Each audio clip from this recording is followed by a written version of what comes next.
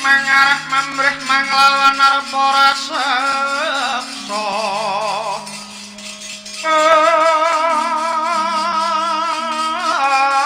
ya krara kedutan prema mutraku unta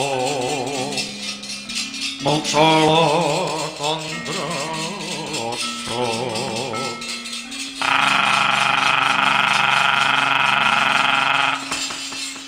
Saya bersama terbagus mandek tak takron ini madu dengan aku ya Gus ngaku butuh bali takon ngendi donggo sapa persiko wadon junjung saka keparat opo abam ya aku karo sadar-sadar tak ya kala lintring maya kala lintring ya bali takon sapa Gus panengah Pandhu kekasih Raden Arjuna ya Janaka Sumadya lumangku menyang endi Gus?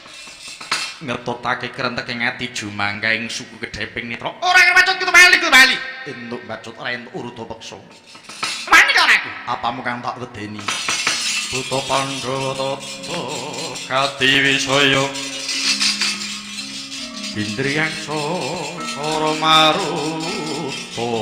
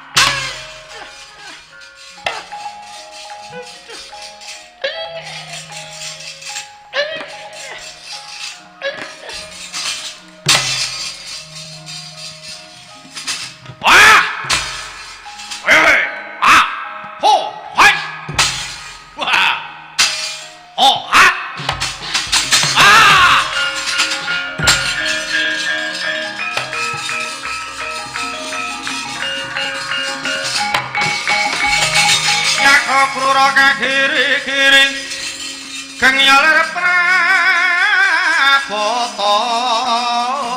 abang kalakar mangwa mungso amin polawan panggrolir singonapto Ratyaya narsa badhok-badhok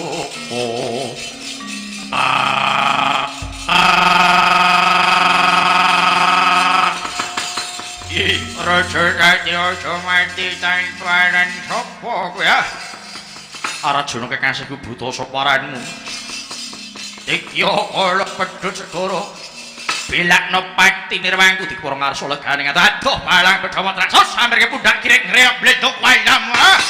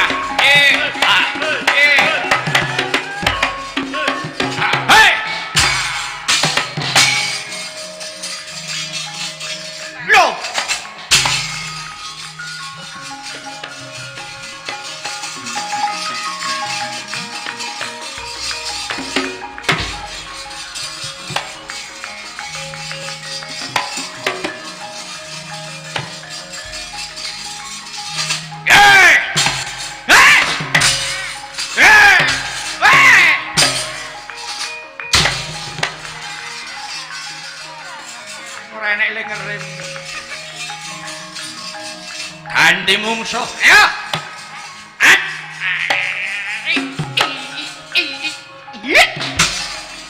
Ya.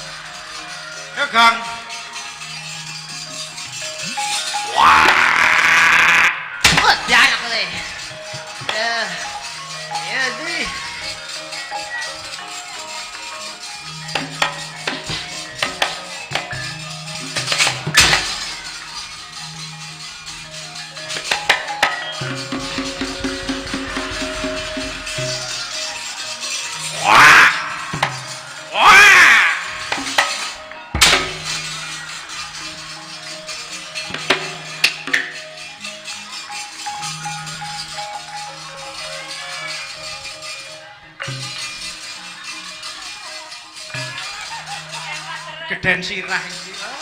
Angel men di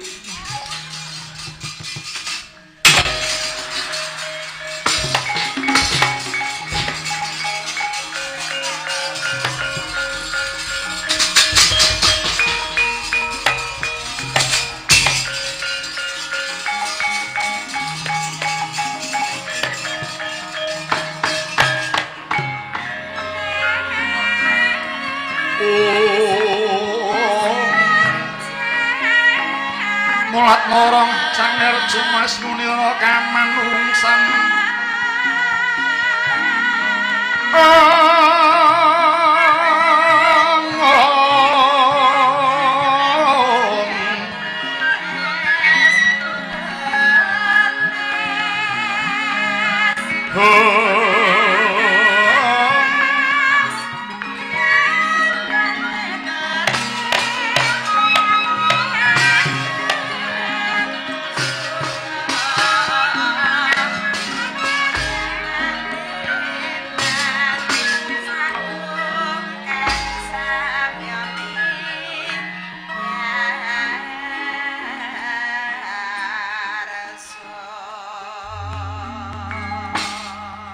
kenthonging Paluapindo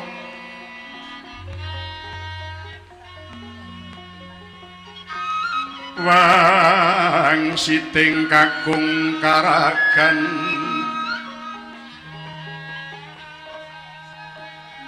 hanjrak sabdaning soto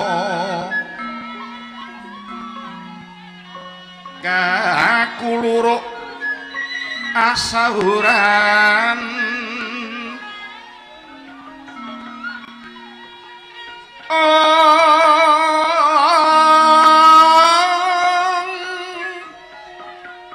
samono panmeh rahino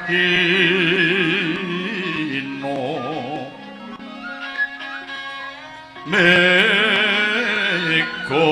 bang katon sumirat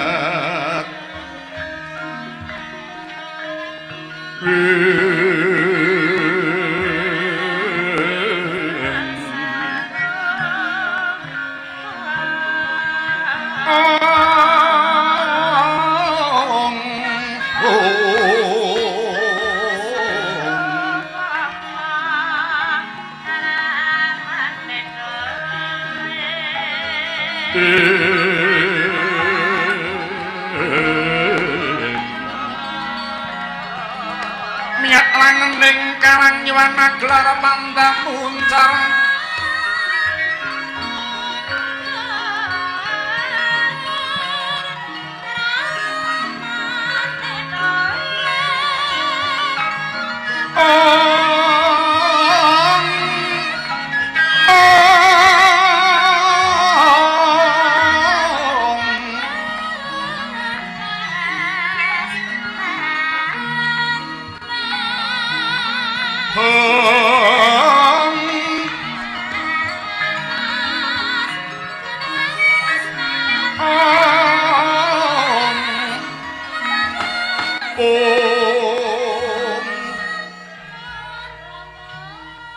warna jengkaring sang Siya Margana Gendya kang winuwus tan kadri kang mungging pandhapi negari Pringgandani madaning pandhapi wonten manuk Anrawendra minangka jiwitaning karaton Pringgandani inggih menika warnani garwaning Radyan Werkudara sesilih sang Dewi Arimbi pinarak ing madaning sasana Anggana Raras sinebaing kang rayi nggih Radyan Brajamusti kala semana sang Arimbi sampun nampi dhateng prataning para padhawe sampun sami cemondhok ing madaning Pak Lerman teka mengkono wijining sabda sang Arimbi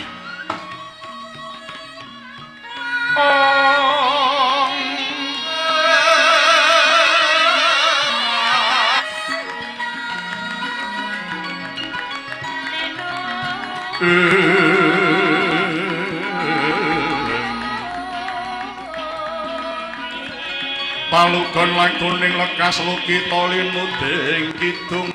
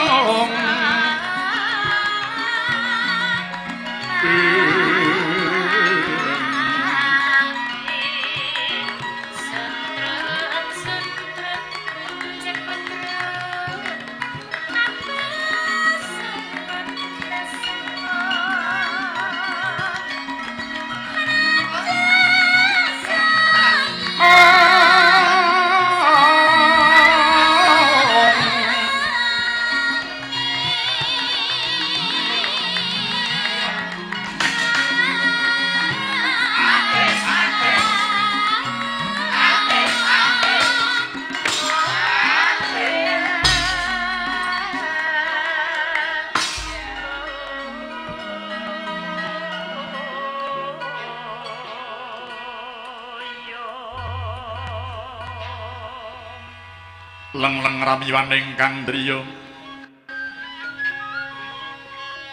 leriwang condro katawengan sumuting tias katuritan limut kabiyataning ujit armerembing driya manawung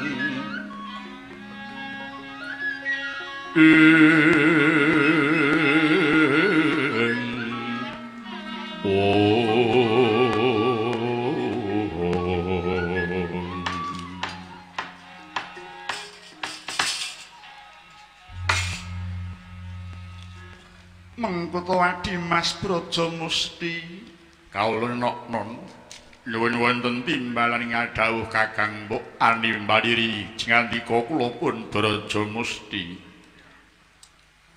sawetara anggonku nganti-anti marang balining putramu tetuka ewadene enggal dina iki durung kondur Yayi Kakang Mbok sampun utusan Yayi Kala Bendana minggah dhateng Kayangan Boyong wangsul anak kula pun tetuka.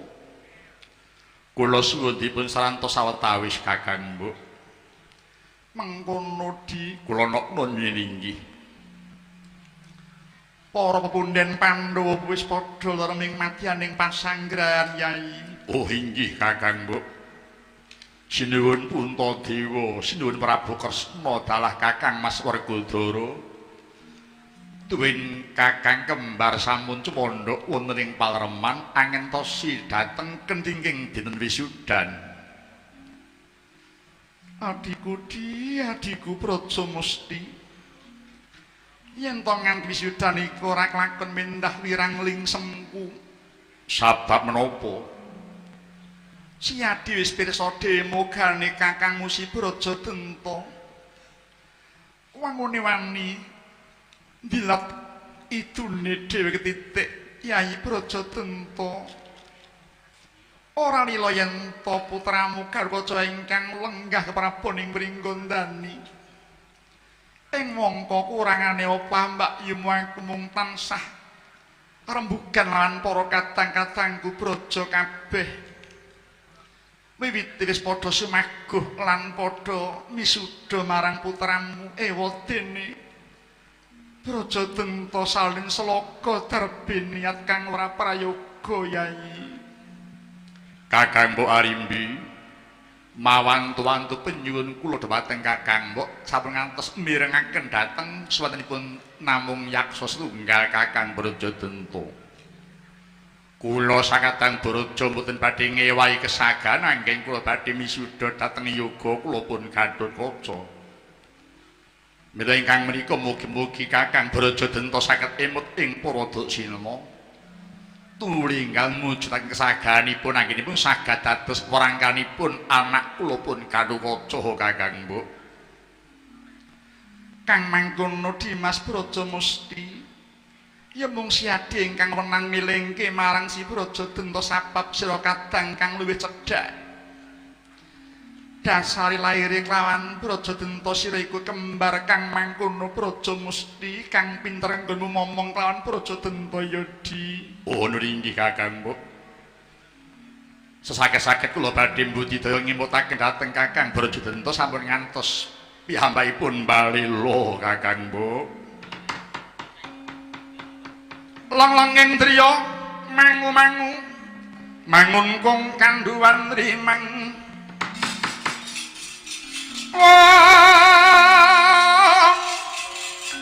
Lerlena tanpa kanin yen tantulusa mengku sang Dyah Utama kula ingkang sowan Kakang Mbok.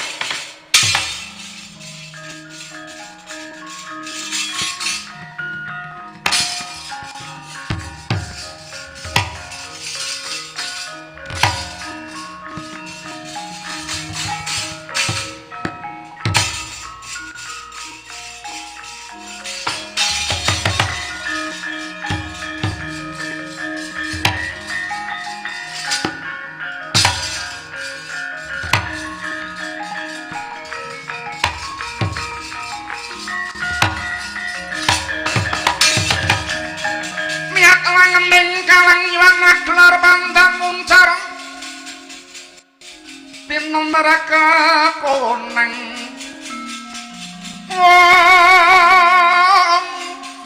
surm sorotetan padang kasra lan pajaring purnaming kekono dasare mangsa katiga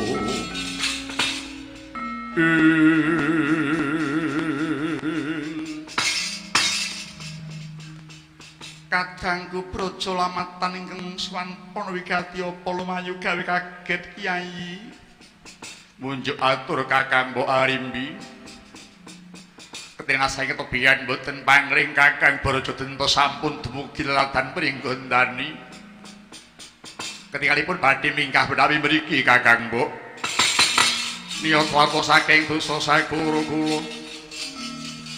Ya ngutusa Sang Sri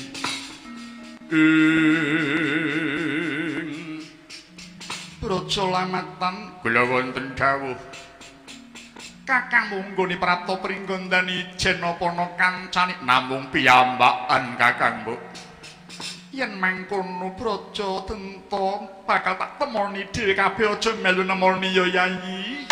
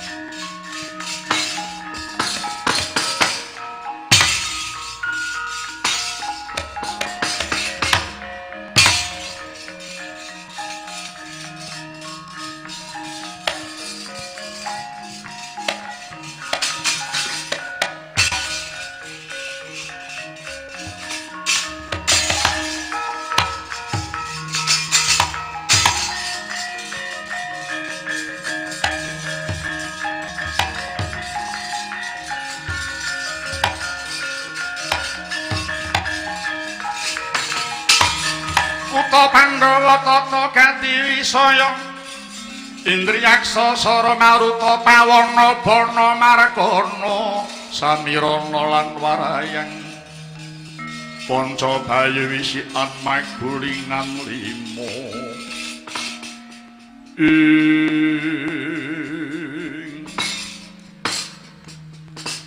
menika Kakang Mbok Arimbi ingkang merpeki dhumateng kula kapara nyata Praja Denta. Mulane aku methokke kamono alun-alun. Ya sabab selak ora kuat oleh bubar nampa paturane Kala Bendana.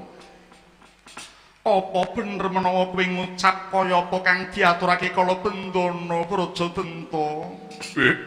Lah dalah. Kaluhuran dawuhipun Kakang Mbok. Syukur bagi sewu bilih Kala Bendana sampun ngaturaken sedaya ingkang kula ucapaken.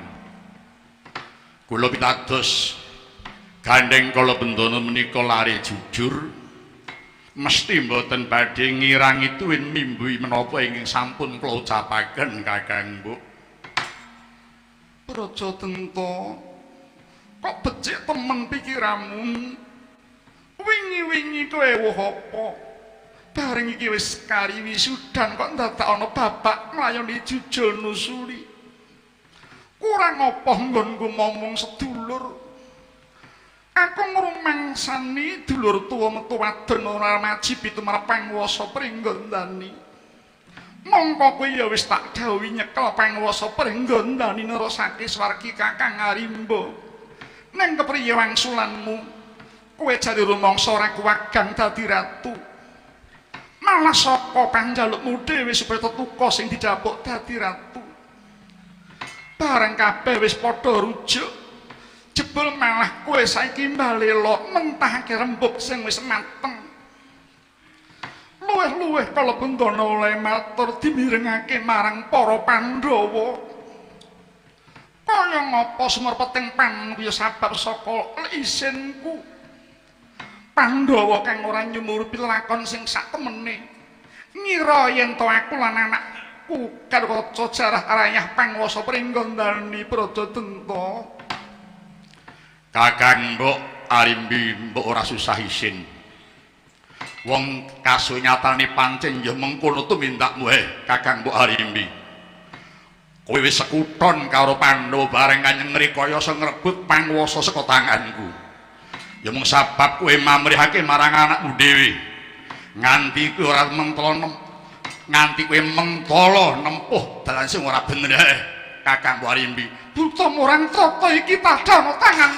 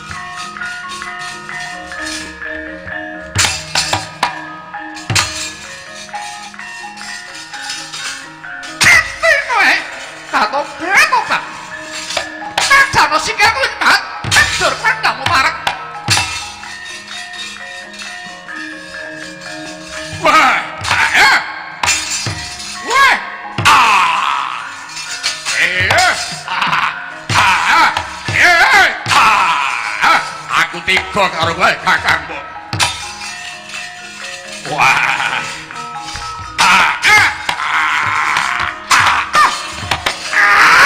Ajur pandang. Wah.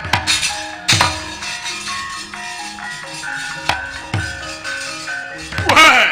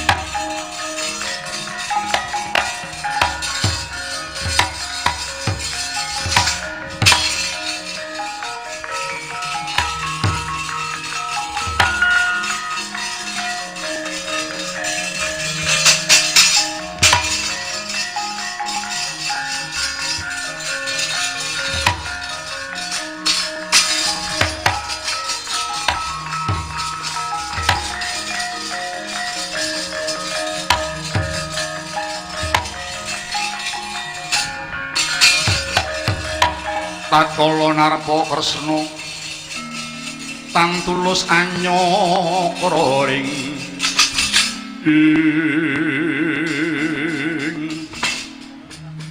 Werkudara Kresna kakangku apa? Nargage kae waspadakno di. Bojomu si Arimbi oleh mbelani anake nganti direwangi taker marus perang lan kadange dhewe. Apa si Adi ora duweni rasa welas lan garwamu? Lan apa si Adi ora isin ing ngatasé sing putri totoh pati labi marang bebener? Malah sing lanang jebul mung nyantan gelem tumandake kepiye? Piye Werkudara? Kresna kakangku. Aku dudu wong edan. Aku dudu wong mejelun. Aku ngakoni bodho ning sing bisa mikir lan bisa mitung. Kae dudu perkaraku. Kae perkara keluarga ben dirampungi dhewe.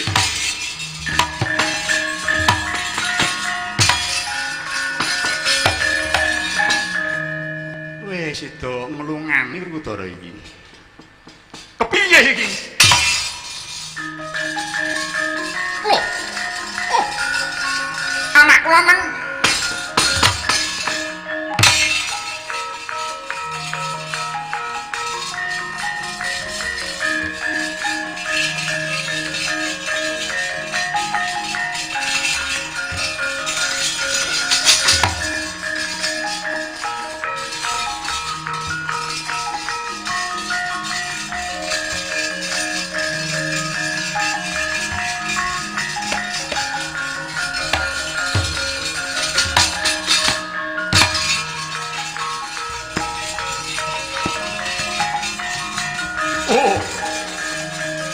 anakku nggih.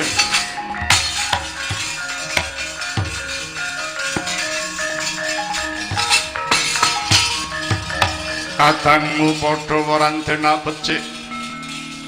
Besok amenemu harus kang prayitna.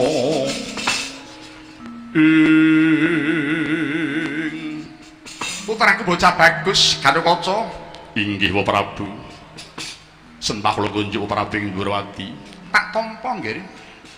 Anakku lanang padha raja nggih. Inggih Paman Bratayuda tatanggen kula mundi satening Paman raharja sowan kula niskala. Sun kula katur Paman. Ya tak tampa nggih Garukaca. Tetupa aja kaget nggih. Pancen arep nampa diban kang luhur kuwi akeh cobane kok nggih. Iki pamanmu Brajadenta mbalila. Emoh mujuti marang kesaguhane sekawit. Kepara bakal njaluk panguwasa Pringgondani. Mula pangrasaning Punwa ya mung sira dhewe ingkang bisa ngrampi lakon iki bocah bagus. Oh iya ya nggih Garukaca. Gandeng sira iku calon Narendra kudu bisa milahake ing antarane katresnan lan kewajiban ya nggih. Aku ora maidu kaya ngapa bektimu marang Punden. Nanging yen bektimu mau banjur ngorbanake kebutuhan wong sak negara, wah, kuwi apa ora cacat jenengmu? Lan maneh pangrasaning pun bapa nadyan Brajadenta kae kakangku. Ning tak anggap menawa Kakang Brajadenta mujudake pepalang kang dadi gegayoning wong sak negara Pringgondani. Kang mengkono nggih. Aja tida-tida ya kulup nggonmu mbelani negara lan bangsamu tetuko. Dadi atur-atur miturut manut semarah mring Gusti.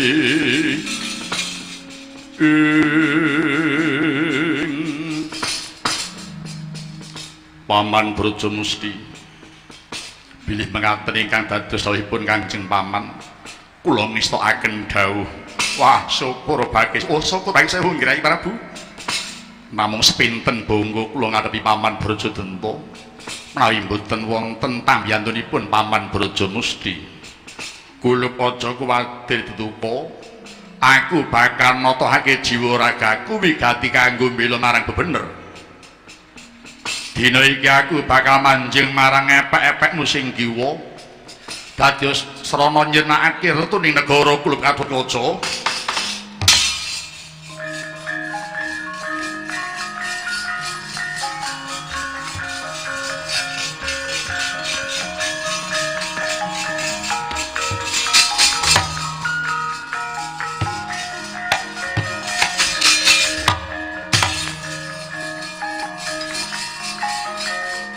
Wa Prabu nyun pangestu. Sing ati-ati nggih.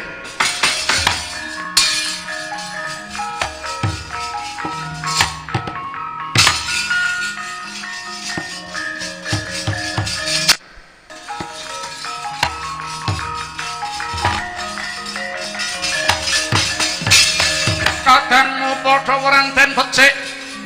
Besok amen nemu baris kang prayitna. Wong yo saranta wong ing Dwarawati. Yo saranta wong ing Dwarawati pengawak Pandhawa. Nora wurung dadi mungsuh.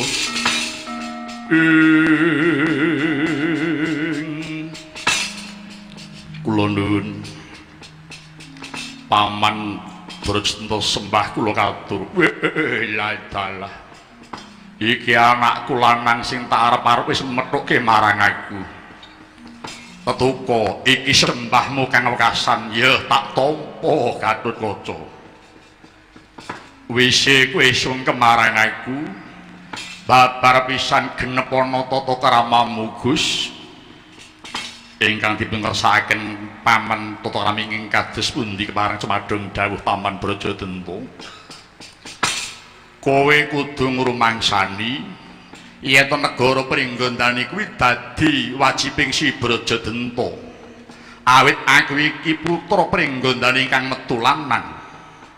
Kowe mung adapur tiba putu, ora duwe wewenang nyekel pangwasa Praja Pringgondani. Ngerti? Paman Brajadenta piye? Ing sekawit kula inggih boten dakah-dakah kepengin dados ratu Paman. Mila kula ngantos dipun pilih lenggah Dampar Keprabon inggih labetipun usum dening para kawula dalah para pepundhen Pringgondani kalebet handika Paman Brajadenta. Kowe ora susah ngrembug lakon sing wis kepungkur. Ngerti yo?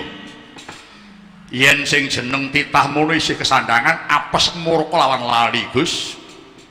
Mula aja nganti mpacutake barang sing wis kleru mau. Ayo wiwit saiki tumuli ditandani. Dibalekke marang dalan sing bener. Dene carane balekake marang dalan kang bener yaiku kowe aja lungguh Dampar Keprabon. Sak banjure aku kang lenggah nyekel pangwasa Pringgondani. Ya kanthi cara mengkono tegese pernatan Pringgondani wis bali marang dalan sing bener. Paman Brajadenta piye? Kula mboten badhe kawratan nuhun ing jenengan Paman. Namung kepareng emut eling Pak nggon ngendi? Bilih Gatotkaca sak mangke sampun dados gadhanipun tiyang sak negari Pringgondani.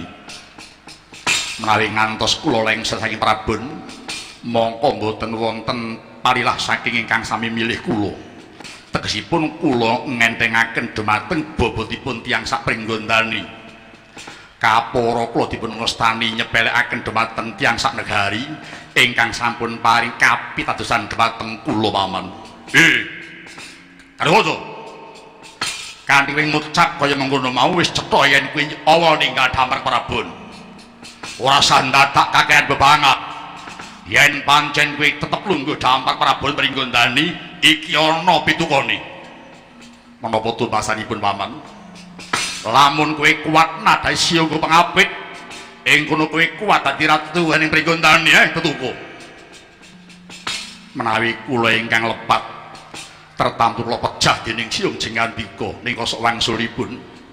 Menawi Paman Brajadenta ingkang klentu, mugi Gusti Kang Nyipta jagat tumuli paring pangapunten dhumateng Paman Brajadenta. Inggih marganing padheh wong Pringgondani. Bumi gonjang ganjing. Langit kelap-kelap kakulirkin sanging sang maweh gandrung. Bapo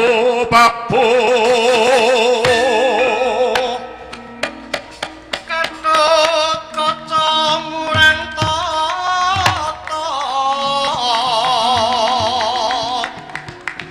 maju salat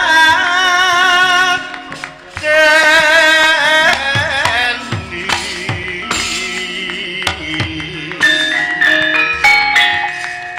makut ing pala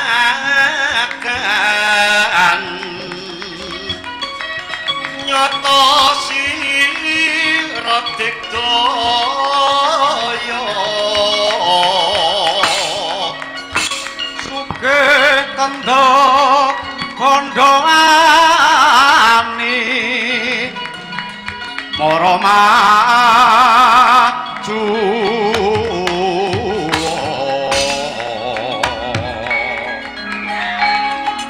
iki margane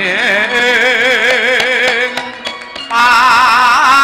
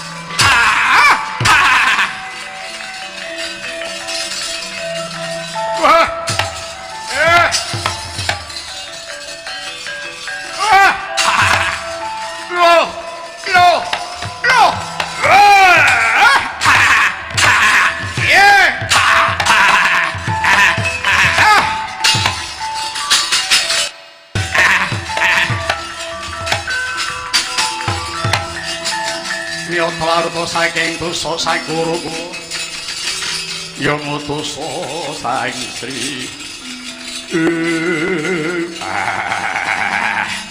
ora aku wis ngerti ilmu kowe dituku wauta kaya mengkono Raden Brajadanta wis ngakep jangkane nglisang karo kaca nanging dereng ngantos nempaken siyungipun pengapit datan jinarak dening Sang Tetuka kumlawe astanipun ingkang kering kang wus kadunungan Raden Brajamusti tumibahing mestakaning Sang Brajadanta saklep pecah sigar marapat temaseda sampyuh lan Brajadanta ten Brajamusti alosipun Sang Brajadanta manding ing epek-epem Sang Tetuka ingkang sisih kanan dene Sang Brajadanta wis mapan ing epek-epek kiwa wis dinasti dening Gusti Lesmari dadi aji-aji sakal kaca. Oh.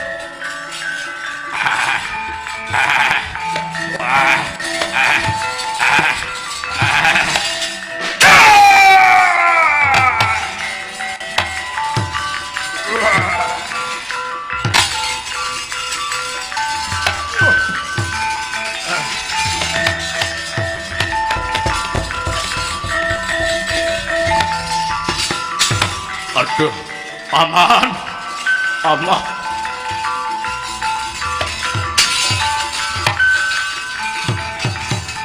Anakku ya.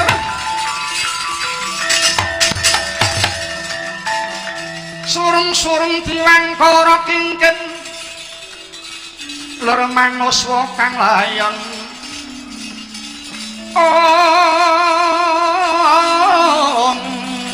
Denyo hilang memanise watanan nira layong kumo kucem arah nyomaratani